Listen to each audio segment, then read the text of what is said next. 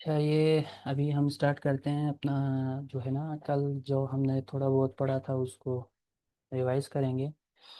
बाकी ये है कि अटेंडेंस लेना है आपने, जो सीआर है वो मुझे बाद में भेज दें। अभी कल जब जहाँ तक हमने पढ़ा था, किसी को कोई इसमें कोई डाउट हो या कोई क्वेश्चन हो?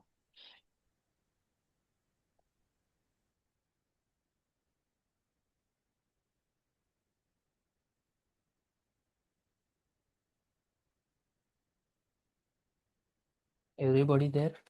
हेलो। यस। ठीक है। अच्छा, कल का कोई क्वेश्चन है आप लोगों में से किसी का? कल हमने थोड़ा बहुत ही पढ़ा था इकोनॉमिक्स के हवाले से, ठीक है, स्केर्सिटी के हवाले से, रिसोर्स के हवाले से। उसके बाद इसको इन्वायरमेंट के साथ हमने लिंक किया था इकोनॉमिक्स को, कि कैसे इकोनॉमिक्स इन्वायरमेंट के साथ लिंक आता है। और फिर उसके बाद अपॉर्चुनिटी कॉस्ट के हवाले से हमने कहा था, चॉइस और ट्रेड ऑफ के बारे में हमने डिस्कस किया था। हाँ। तो ये चीज़ें हमने कल किया था। कल स्केर्सिटी हो गया, चॉइस एंड ट्रेड ऑफ हो गया। इसमें कोई क्वेश्चन है किसी को चॉइस एंड ट्रेड ऑफ में?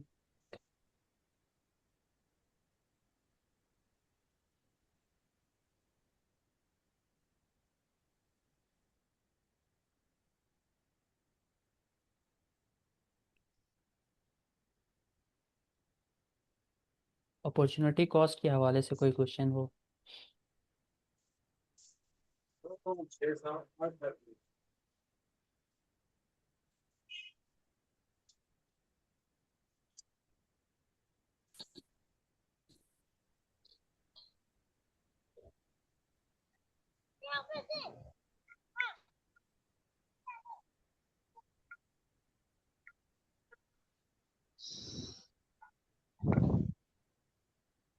बिल्कुल अच्छा, वाला।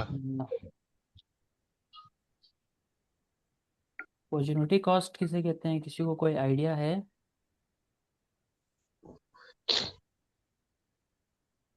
पढ़ाता है यहाँ पे? Yes sir. बताओ अपॉर्चुनिटी कॉस्ट क्या है? अपॉर्चुनिटी का सर मतलब जो हमारे पास होते हैं सर ऑप्शंस उनको चॉइस करना सर। ठीक है, ऑप्शन चॉइस और ट्रेड ऑफ में हमने किया, और फिर ये अपॉर्चुनिटी कॉस्ट क्या है? अपॉर्चुनिटी कॉस्ट का हाँ ठीक है, मतलब सर। कॉस्ट सर नाम से जाहिर हो रहा है ना कि कॉस्ट है, ठीक है। Opportunity cost basically trade off से रिलेटेड है, लेकिन ये एक कॉस्ट है। किस चीज़ का कॉस्ट है? जब आप किसी एक अल्टरनेटिव को या नेक्स्ट बेस्ट अल्टरनेटिव को लेते हो, तो उस वैल्यू को, जो आप जिस प्रोडक्ट को आपको लेना चाहिए था, वो जो वैल्यू है उसको हम कहते हैं फॉरगॉन कॉस्ट, उसको हम कहते हैं opportunity cost. Opportunity cost is the value of the next best alternative. It's basically the trade off. Trade off हमारे पास एक बेसिकली डिसीजन मेकिंग एक वो है, कि हम एक चीज़ को ले रहे होते थे, उसके बदले में किसी दूसरे चीज़ को छोड़ते हैं। जबकि अपॉर्चुनिटी कॉस्ट क्या है? सिमिलर टू ट्रेड ऑफ, लेकिन ये है हमारे पास कॉस्ट। ठीक है, ये कॉस्ट है, ये वैल्यू है। बाकी मतलब ट्रेड किसी ऑफ। प्रोडक्ट के लिए हम मनी स्पेंड करते हैं सर। ठीक है, किसी प्रोडक्ट के लिए आप मनी स्पेंड करते हैं, तो वो जो मनी की टर्म में आप वैल्यू, जो फॉरगॉन कॉस्ट है, ठीक है, मतलब एक आप मार्केट में जाते हैं, ठीक है, 100 रुपये का आप वो पानी की बोतल खरीदते हैं। वही 100 रुपये में आप जो है दो जूस ले सकते थे। तो जो दो जूस के जो वैल्यू है ना, वो फॉरगॉन कॉस्ट कहलाते हैं, ठीक है, वो अपॉर्चुनिटी कॉस्ट कहलाता है। मतलब कि आप 100 रुपये में बोतल, पानी की बोतल भी ले सकते थे, लेकिन उसका अपॉर्चुनिटी कॉस्ट क्या है आपका? दो बोतल जूस भी है। तो ये हमारे पास यस सर। फॉरगॉन कॉस्ट है ट्रेड ऑफ में। और बेसिकली ये हमारे पास प्राइस या रुपीस की टर्म में मेजर होता है, जबकि ट्रेड ऑफ हमारे पास क्या है? ये एक डिसीजन मेकिंग प्रोसेस है। अच्छा, इसके अलावा कोई क्वेश्चन है किसी का? No sir. ठीक है। अच्छा, फिर उसके बाद हम बेसिक इकोनॉमिक प्रिंसिपल की तरफ जाते हैं, कि हमारे पास इकोनॉमिक्स के जो है बेसिक प्रिंसिपल्स है क्या। उसमें बेसिकली हमारे पास इकोनॉमिक प्रिंसिपल को के हवाले से तीन बेसिक सवाल था हमारे पास।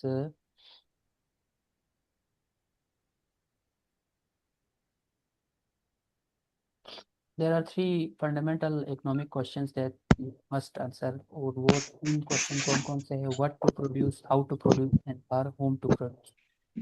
हमने क्या प्रोड्यूस करना है, किस कैसे प्रोड्यूस करना है, and for whom to produce, और किस के लिए प्रोड्यूस करना है। ये थ्री फंडामेंटल इकोनॉमिक क्वेश्चंस हैं जिनका हर एक सोसाइटी के अंदर हमें इनका आंसर देना चाहिए। क्योंकि हमारे पास इकोनॉमिक्स का, हमने बेसिक डिफिनीशन में हमने ये कहा कि economics is the study of efficient allocation of scarce resources.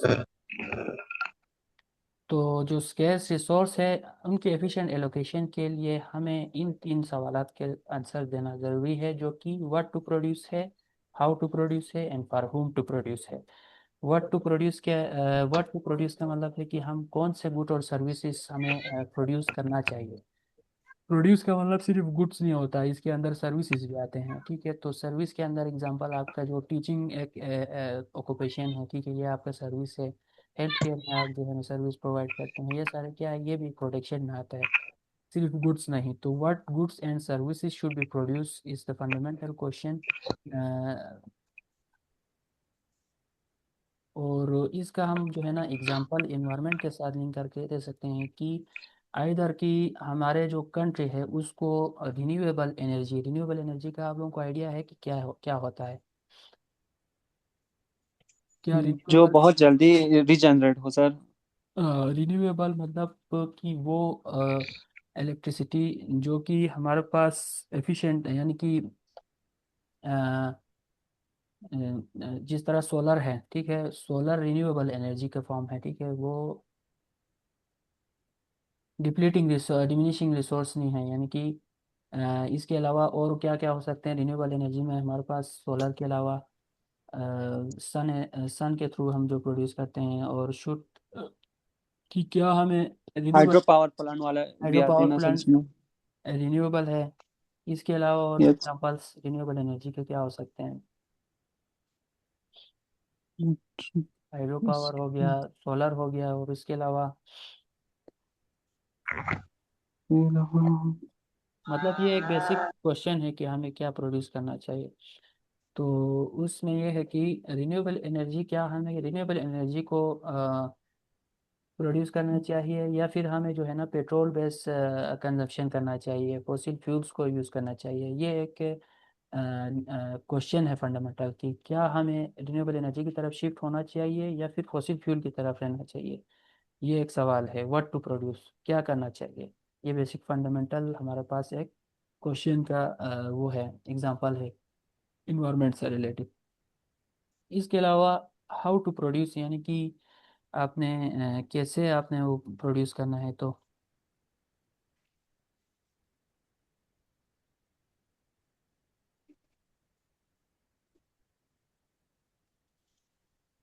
How to produce यानी कि कैसे इसको आपने प्रोड्यूस करना है। इसी सवाल का जवाब जो है ना, इसका एक एग्जांपल जो हम लेते हैं कि कैसे हाउ टू प्रोड्यूस। अब ऊपर हमने जो एग्जांपल दिया रिन्यूएबल एनर्जी की तरफ शिफ्ट होना चाहिए, उसमें इन्वेस्ट करना चाहिए, या फॉसिल फ्यूल की तरफ ही रहे, ये व्हाट टू प्रोड्यूस का एग्जांपल होगा।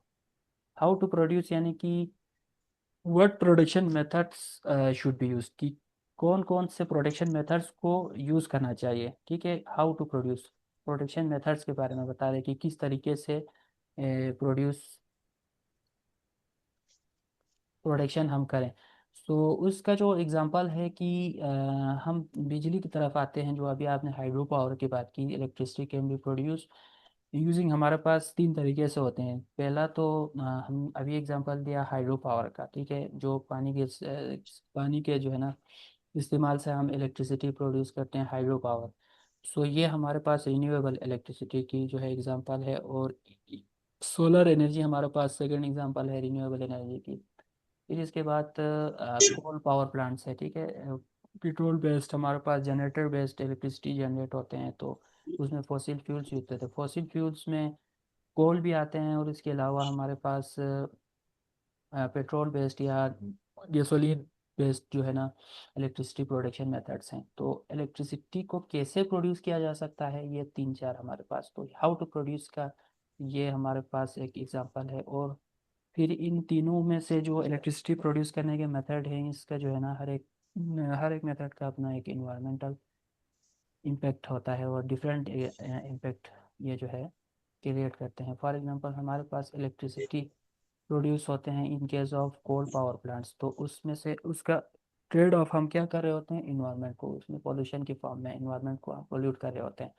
सेकेंडली अगर हम हाइड्रो पावर और सोलर की तरफ हम देखते हैं तो ये हमारे पास रिन्यूएबल की एग्जांपल है।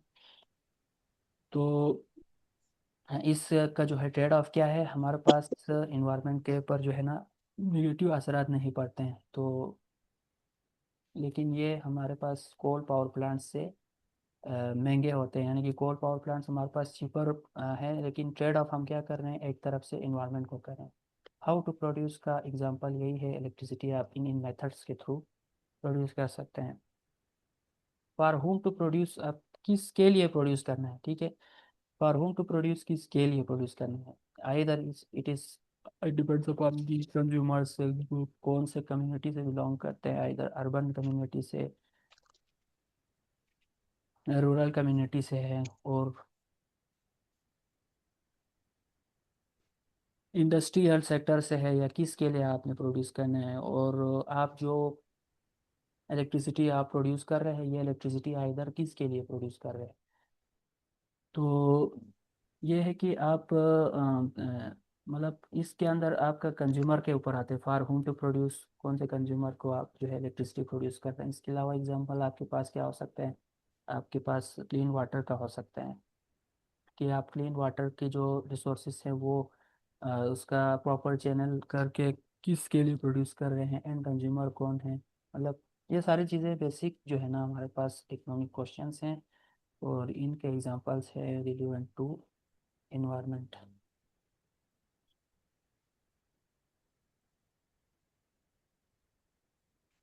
इसके बाद हमारे पास इकोनॉमिक थिंकिंग, कि इकोनॉमिक थिंकिंग होता किस तरह से है, कि एक इकोनॉमिस्ट होता है, अगर वो किसी भी चीज़ के अंदर सोचते हैं तो हर चीज़ के अंदर कॉस्ट बेनिफिट एनालिसिस करके डिसीजन लेता है। तो कोई भी जब डिसीजन मेकिंग प्रोसेस के अंदर कोई भी इकोनॉमिस्ट अगर थिंक करते हैं तो उसके अंदर सबसे पहले वो उन चीज़ों का कॉस्ट देख रहे होते हैं, ठीक है। उसके बाद फिर लास्ट में बेनिफिट वगैरह मेजर करने के बाद फिर उस हिसाब से डिसीजन लेते हैं। और जब भी कभी इकोनॉमिस्ट कोई पॉलिसी वगैरह बनाते हैं तो इकोनॉमिस्ट जो ऊपर हमने अभी डिस्कस किया, जो तीन मेजर क्वेश्चंस हैं, यानी कि what to produce, whom to produce, ये मतलब ये सारी चीज़ें कंसिडर करने के बाद पॉलिसी मेकिंग में, पॉलिसी इवेल्युएशन में सारे स्टेप्स फॉलो करने के बाद वो डिसीजन मेकिंग करते हैं। सो एक इकोनॉमिस्ट क्या सोचता है, कि इकोनॉमिस्ट सोचता है कि यार कोई भी डिसीजन लेते हो तो वो सोचते हैं कि अगर मैं कोई बिजनेस करने जा रहा हूँ, यानी कि एक इकोनॉमिस्ट है वो कोई बिजनेस करने जा रहे हैं, ठीक है। तो वो सबसे पहले क्या कहते हैं कि क्या वो एक डिसीजन ले रहे हैं तो उसका कोई बेनिफिट भी उसको होगा या नहीं होगा, या इसके अलावा इसका जो बिजनेस जो करने जा रहा हूँ इसका कॉस्ट क्या है, ठीक है। और इस इन तमाम कॉस्ट के अंदर जो है छोटे छोटे कॉस्ट आते हैं, बिजनेस रनिंग से लेकर, ठीक है, उसके जो फिक्स कॉस्ट से लेकर जितने भी कॉस्ट आते हैं वो सारे कॉस्ट करते हैं। और उसके अंदर जो है ना इकोनॉमिस्ट और एक अकाउंटेंट का डिफरेंस होता है, कि इकोनॉमिस्ट जो है ना कॉस्ट के अंदर टाइम को भी कंसिडर करते हैं, जिसको हम जो है आगे जाके पढ़ेंगे, इसको इम्प्लिसिट कॉस्ट कहते हैं। तो these are all the factors. और इसके बाद जो है इकोनॉमिस्ट है वो ये भी सोचते हैं कि कौन जो है एंड प्रोडक्ट में, यानी कि कंज्यूमर गेन कर रहा है, कौन लूज कर रहा है, आइदर कंज्यूमर साइड से लूज हो रहा है या प्रोड्यूसर साइड से लूज, ये सारी चीज़ें जो है ना सवाल जहन में रखते हुए फिर डिसीजन मेकिंग करता है। और ये सारी चीज़ें, इसका एग्जांपल ये है कि सपोज हमने कहा कि ऊपर हाइड्रो पावर प्लांट जो है हम लगाते हैं, गवर्नमेंट जब प्लान करते हैं इलेक्ट्रिक डैम्स वगैरह बनाने के लिए, इलेक्ट्रिसिटी प्रोड्यूस करने के लिए, तो इसके अंदर गवर्नमेंट जो है ना सबसे पहले आपका जो है ना प्रोजेक्ट रखते हैं, पीसी पीसी पीसी 1 वगैरह, वो सारी चीज़ें डिटेल से देखते हैं। और उसमें क्या करते हैं कि पीसी में इन्वायरमेंटल बेनिफिट वो देखते हैं, कि सारी चीज़ें फिजिबिलिटी रिपोर्ट इसके बनते हैं, हर चीज़ होते हैं। उसके अंदर बेनिफिट्स को कंसिडर करते हैं, इलेक्ट्रिसिटी जनरेट करने से कितने लोग फायदे में रहेंगे, इसका इकोनॉमिक ग्रोथ के ऊपर क्या इम्पेक्ट होगा, फिर उसके बाद कॉस्ट मेजर करते हैं, ठीक है, कि कॉस्ट में कितने कम्युनिटीज इस यहाँ से डिस्प्लेस हो रहे होते हैं, ठीक है, इकोसिस्टम कितने लॉस हो रहे हैं, यानी ये इन्वायरमेंटल फिजिबिलिटी रिपोर्ट कहते हैं इसको।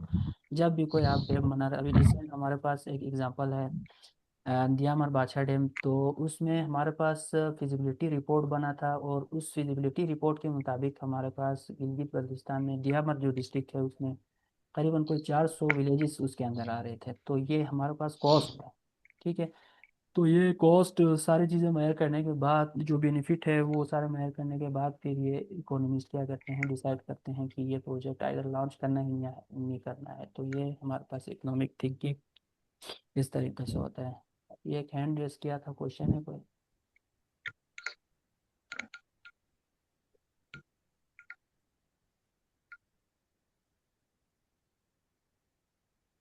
पॉजिटिव बताओ। अच्छा, positive versus normative economics. Positive economics हमारे पास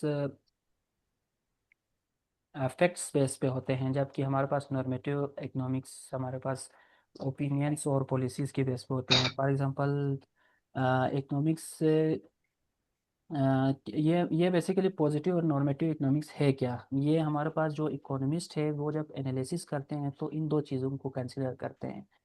एक पॉजिटिव इकोनॉमिक्स को कंसिडर करते हैं, दूसरा नॉर्मेटिव इकोनॉमिक्स को करते हैं। ये एनालिसिस करने का तरीका है।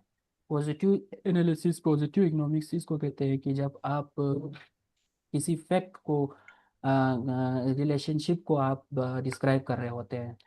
फॉर एग्जांपल हमारे पास पोल्यूशन इंक्रीजेस हेल्थ कॉस्ट, ये एक फैक्ट है, यानी कि जब आपको पोल्यूशन बढ़ता है तो उसका असर आपके हेल्थ के ऊपर होता है, तो आपका हेल्थ जो है ख़राब होता है, सांस का आपका मसला होता है, इसमें मुख्तलिफ बीमारियाँ किस्म के होते हैं। तो ये हमारे पास क्या है, ये एक फैक्ट है, और ये एक रिलेशनशिप भी बिल्डअप कर रहे हैं। तो ये हमारे पास एनालिसिस करने का एक पॉजिटिव इकोनॉमिक्स का वे है।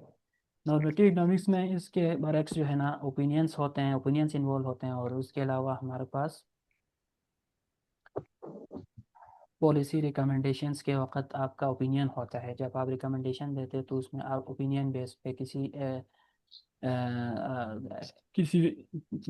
ऑलरेडी पास में मौजूद कोई एग्जाम उससे जो है ना, government should reduce industrial pollution. अच्छा, ये एक स्टेटमेंट है, ठीक है, ये एक ओपिनियन बेस्ड स्टेटमेंट है, यानी कि गवर्नमेंट को पोल्यूशन कम करना चाहिए। ये शुड जो लफ्ज़ यूज़ हुआ है ये हमारे पास क्या है, नॉर्मेटिव इकोनॉमिक्स है। ये एनालिसिस हो रहा है लेकिन ओपिनियन बेस्ड एनालिसिस है, ठीक है, कि ये करना चाहिए। This statement reflects a value judgement about whether what should happen, यानी कि गवर्नमेंट को पोल्यूशन कम करना चाहिए, इंडस्ट्रियल पोल्यूशन को कम करना चाहिए। ये बेसिकली ओपिनियन बेस है, हाँ जी। जजमेंटल है, ठीक है। एंड ये दोनों जी जी एनालिसिस का जी। जो टाइप है ये हमारे लिए इन्वायरमेंटल पॉलिसी के लिए बहुत इम्पोर्टेंट है। क्योंकि इन्वायरमेंटल पॉलिसी के लिए हमें जो है ना फैक्चुअल बेस्ड रिलेशनशिप्स जो है ना इनकी ज़रूरत होती है। इधर ओपिनियन बेस भी हमारे लिए बहुत इंपॉर्टेंट है इकोनॉमिक्स पॉलिसी के अंदर।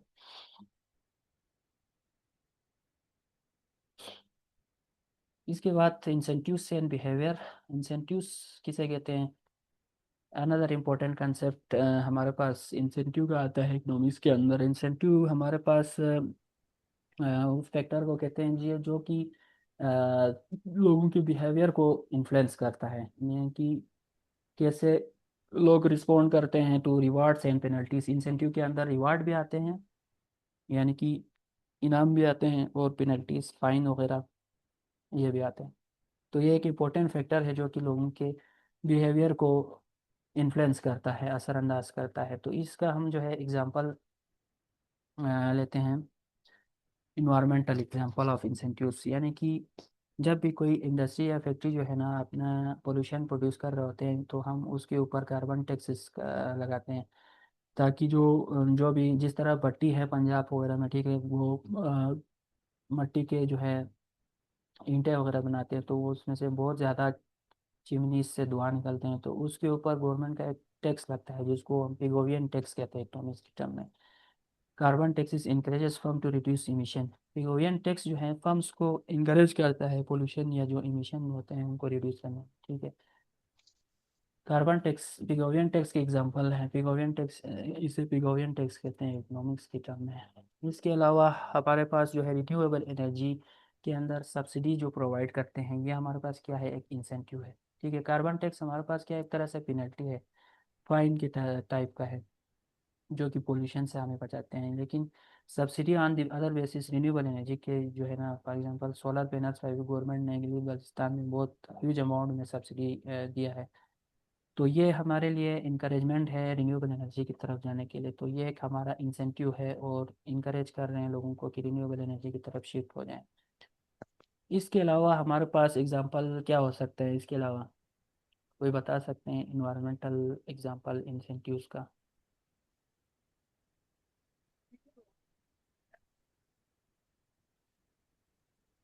इन्वायरमेंटल एग्जांपल के इन्वायरमेंटल इंसेंटिव्स का कोई एग्जांपल इसके अलावा कोई बता सकते हैं, सब्सिडी और टैक्स के अलावा?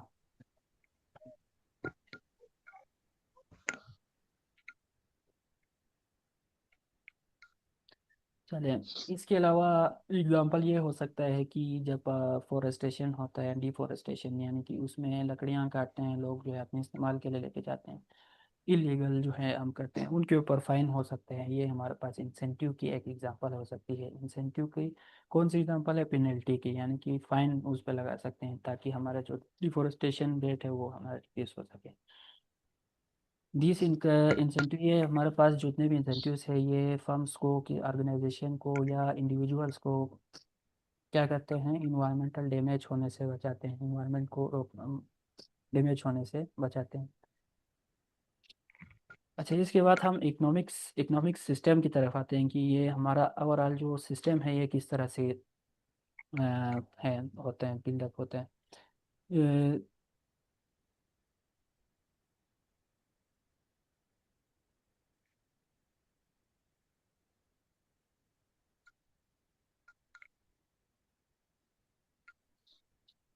अच्छा, अभी 56।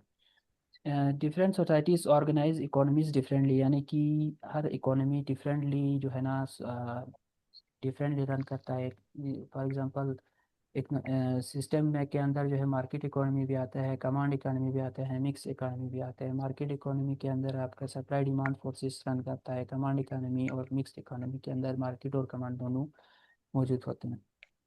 मार्केट इकोनॉमी बेसिकली हमारे पास, मार्केट इकोनॉमी में क्या होता है कि इंडिविजुअल और फर्म दोनों जो है इसके अंदर डिसीजन कर रहे होते हैं, और प्राइसेस डिटरमाइन होते हैं किसकी बेस पे, सप्लाई और डिमांड की बेस पे। सप्लाई और डिमांड बेसिकली हमारे पास मार्केट फोर्सेस कहलाते हैं, कि मार्केट के अंदर किसी भी प्रोडक्ट की सप्लाई क्या जा रही है और डिमांड उसकी क्या है। डिमांड कंज्यूमर साइड से होता है, सप्लाई प्रोड्यूसर साइड से होता है।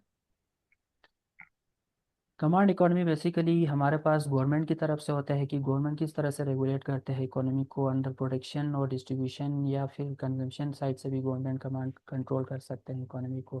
For example, historically seen in plant economies, यानी कि आप गवर्नमेंट कमांड किस चीज़ में कर सकते हैं, रेगुलेट कर सकते हैं। रेगुलेशन किस तरीके से करते हैं, यानी कि इंटरेस्ट रेट को मेंटेन करके कर सकते हैं, या महंगाई को जो है ना मेंटेन करके कर सकते हैं, इन्फ्लेशन को। इस तरीके से ये क्या होता है, कमांड इकोनॉमी, जिसमें गवर्नमेंट जो है रेगुलेशन वगैरह करती है। Mix economy is a combination of market and government control both. Mix economy के अंदर गवर्नमेंट और मार्केट दोनों का जो है कंट्रोल होता है। इसके अंदर आपका मार्केट के अंदर सप्लाई डिमांड फोर्सेस भी मौजूद होते हैं, और उसके अंदर गवर्नमेंट भी आपको कंट्रोल करता है। हमारी जो मार्केट की एग्जांपल है, इस ये मिक्स इकोनॉमी की एग्जांपल है। इसके अंदर जो है ना, बहुत हमारे सप्लाई एंड डिमांड फोर्सेस भी रन कर रहे होते हैं, और उसके अलावा गवर्नमेंट भी इसको रेगुलेट कर रहे होते हैं। फॉर एग्जांपल, किसी एक दुकान पे या शॉप पे जाते हैं तो इसके ऊपर जो है बहुत सारे गवर्नमेंट रेगुलेटरी अथॉरिटीज़ जो है ना, उसको उसको सर्टिफिकेशन या लाइसेंस वगैरह देते हैं दुकान के अंदर, तो वो गवर्नमेंट एक तरह से उनको रेगुलेट कर होते हैं। सेकेंडली, जो प्रोडक्ट के जो प्राइसेस है वो प्रोडक्शन से लेकर कंजम्पशन तक मार्केट की जो है फोर्सेस, जिसमें सप्लाई और डिमांड होते हैं, उस बेस पे डिटरमिन होता है। तो क्वेश्चंस तो आपको हम बीच बीच में कर रहे हैं, लेकिन शायद रोज़ा लगा हुआ है।